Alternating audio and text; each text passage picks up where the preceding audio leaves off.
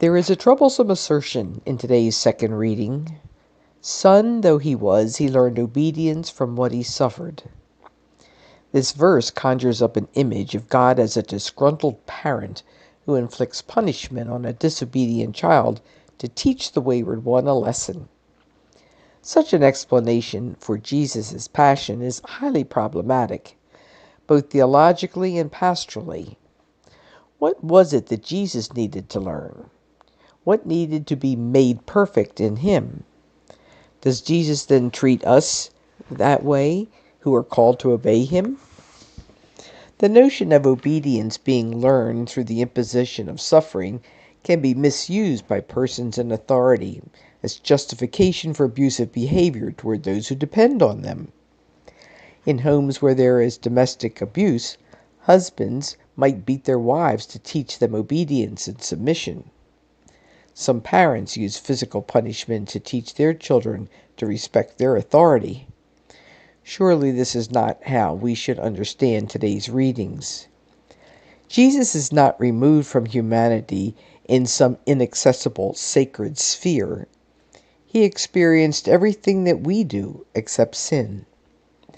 The author of Hebrews is saying that the earthly Jesus, like all human beings, grew in consciousness of what his mission was and learned through experience the full meaning of what it is to be obedient to God.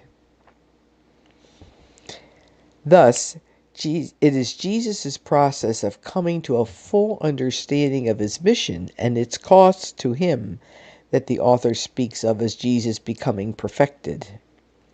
The whole purpose of this discussion in Hebrews is to exhort the hearers to imitate Jesus' attitude toward God. As this Christian community experiences suffering, its members are directed to do as Jesus did. First, they should pour out their hearts to God, as Jesus was shown in the Synoptic Gospels to have done in Gethsemane. He knows that God hears him, and at the same time he hears God and knows the cost of being obedient to the divine mission of extending salvific love to all. This is what the author of Hebrews wants us to emulate: obedience as faithfulness to God's desire for life to the full for everyone, and a willingness to embrace the suffering that mission entails. We can learn this kind of obedience by imitating Jesus. This paradox is expressed with another image in today's gospel, that of a grain of wheat that is planted and dies, so as to produce much fruit.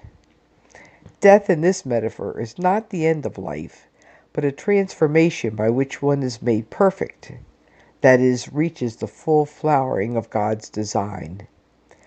God is not intent on teaching us obedience by imposing suffering, but leads us to follow Jesus, trusting that God accompanies us and strengthens us through experiences of suffering and death, which bring the full flourishing of life.